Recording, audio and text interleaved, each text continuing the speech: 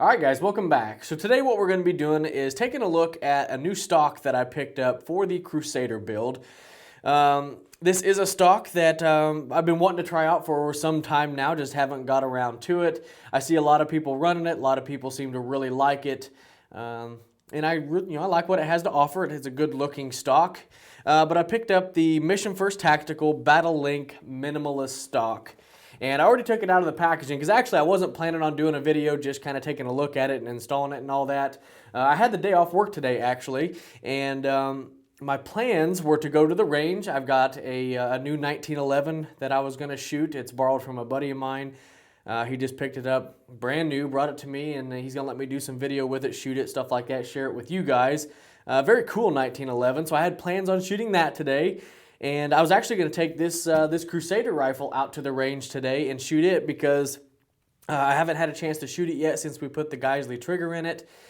And I guess even though I have no doubts that a Geisley trigger is going to work or whatever, but when you make any changes or add new parts or whatever, you always want to take whatever type of gun it is out to the range, shoot it, make sure the parts are going to work, the gun's going to function, and all that stuff. Plus, it was just going to give me an excuse to get this gun out to the range and have some fun with it. But Mother Nature decided to wreck my plans. Here in Midwest Indiana, we had sort of an ice storm come through.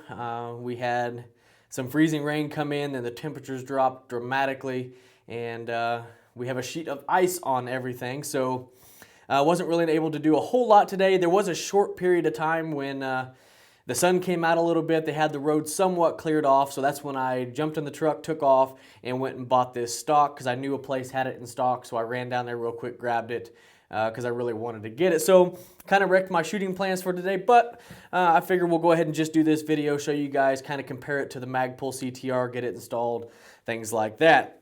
So I already got it out of the package, but here's the package that it comes in. Kind of gives you guys some, the glare will get off of there, holy crap. Some of the information about it on there. One huge thing right there. Boom, made in USA. Love to see that on products that I buy. But there's the packaging. And here's the stock. So as you can see, it definitely lives up to its name. Very minimalist. Not a whole lot going on. And I think that's probably this and the how lightweight it is. It's probably what draws a lot of people to it. I know that's one of the reasons I wanted to get it. Plus, I think it's a very cool looking stock.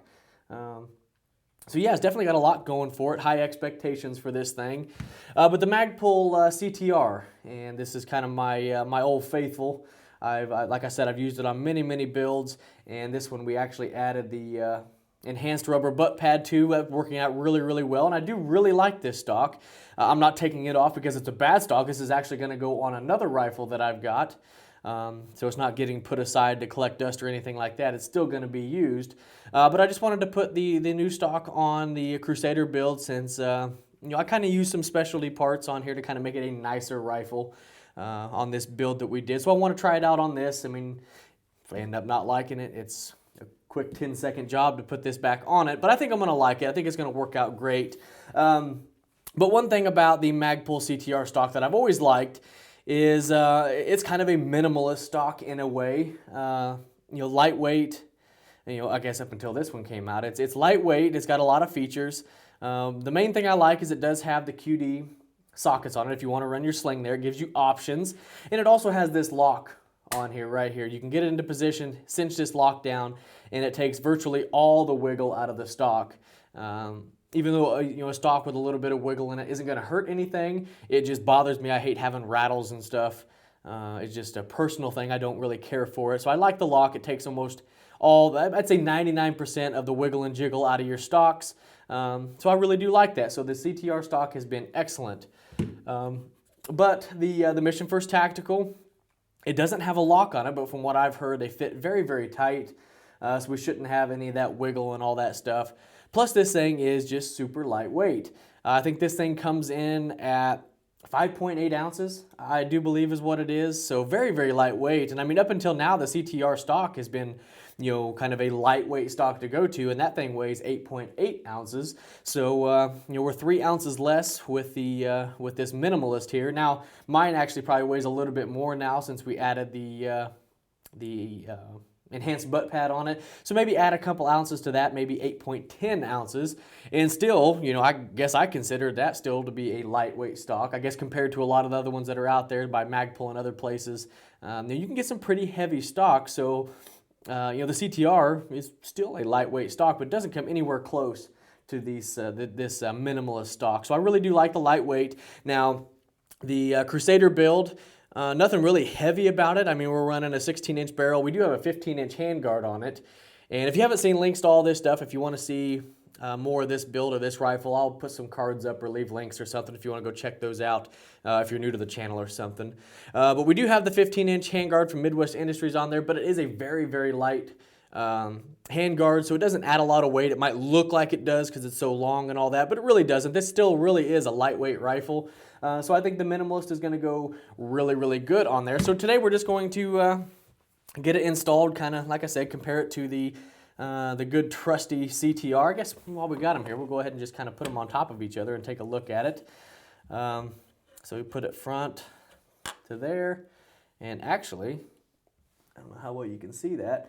I got it all the way lined up there in the front, and as you can see, it's an identical length to the CTR with the enhanced butt pad. If you can see that there. So kind of give you guys an idea if you're wondering. Let's try to line up the backs. About the same in height.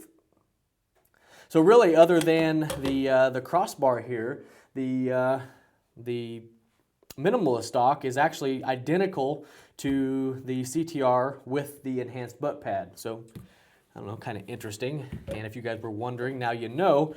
It does have your adjustment lever here. It does have the 2 tabs on it that you have to pull down to get it installed, kind of like the CTR. The CTR does have those tabs right there that you have to pull down. You know, one thing about the Magpul stocks on these, boy, these things have some spring tension to them. You know, it's not fun to have to take these things on and off because it does take a lot of pressure on those little tabs, which is a good thing, and your stock's not going to fall off. But it does dig into your fingers, and they get very tender if you have to take these things on and off very often. So kind of the same as far as getting it on the rifle. I guess we'll see. This one doesn't, well, it's still got some pretty decent pressure to it, so it might dig on your fingers a little bit if you have to take it on and off.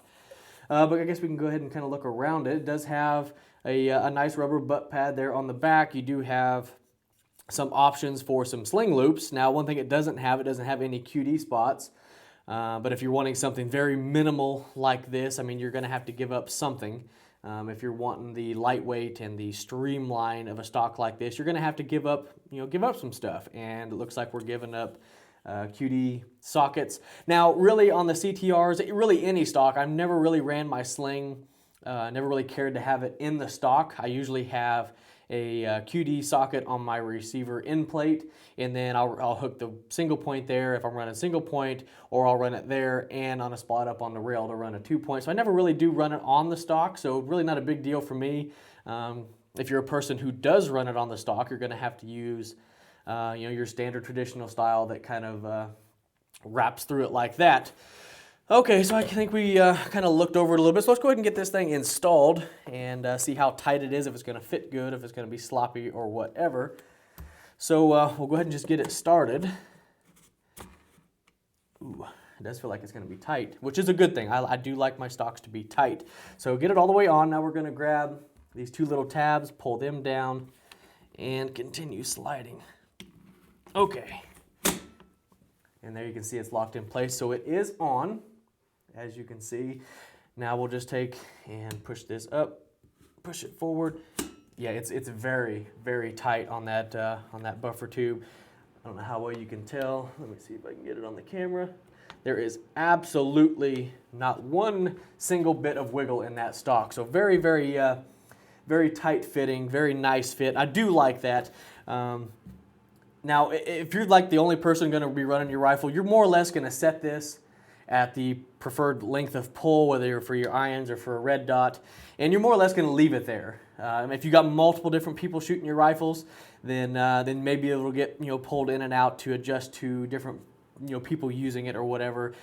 So having a tight stock on your buffer tube is a good thing, in my opinion, because I normally set mine and leave them there. Not a whole lot of people shoot my rifles, but when they do, most of the time I guess they don't even mess with it. Sometimes they do, so it really doesn't matter if it's kind of hard to pull, because this actually is, I don't know how well you can, I mean, it's going to be kind of hard to come across on video, but that is very, very tight on there. And I'm assuming, after use, it's going to probably loosen up a little bit.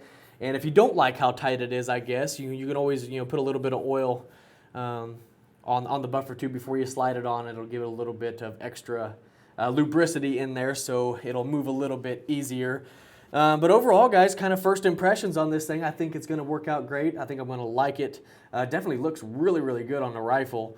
If it's tight, it's very lightweight, looks good, and I mean, as long as this thing doesn't shatter into 1,000 pieces when we go out and shoot it, which I don't think it is. There's been torture tests on this thing, people banging it around on stuff, and nothing's ever happened. A lot of people are running them. A lot of people who shoot a lot, you go through a lot of training classes and stuff that I've seen, use these things, and they haven't said anything about it yet. So if you're more or less like me, who just go out to the range and shoot every so often, you're not going to have any issues with a stock like this breaking, unless you use it to break into a car or something if you locked yourself out or whatever. But I think it's going to work out good. I think it looks great, and not a whole man, tongue-tied.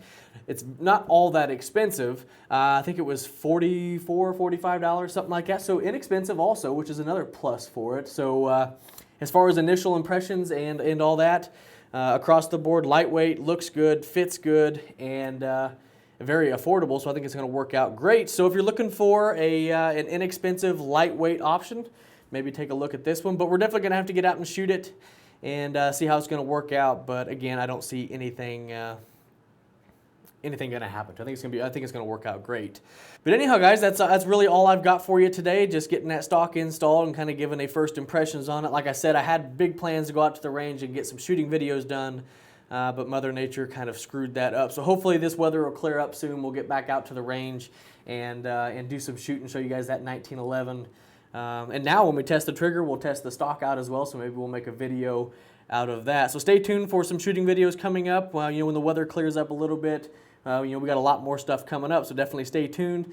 And if you're not subscribed, I did check my analytics and every so often, and I noticed that like 95% of my views come from people who aren't subscribed. So if you're watching the video, you like the content, and you want to support the channel, just click that subscribe button. We got a lot of stuff coming up, so if you like what you've seen, you're definitely going to like what's coming up.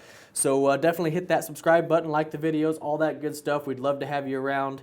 And all that. But anyhow, guys, if you have any questions or comments about this video or anything else you see here on the channel, ask those in the comment section below, and I'll do my best to get back with you. And as always, I appreciate everybody watching. I appreciate everybody subscribing, and we'll catch you in the next one.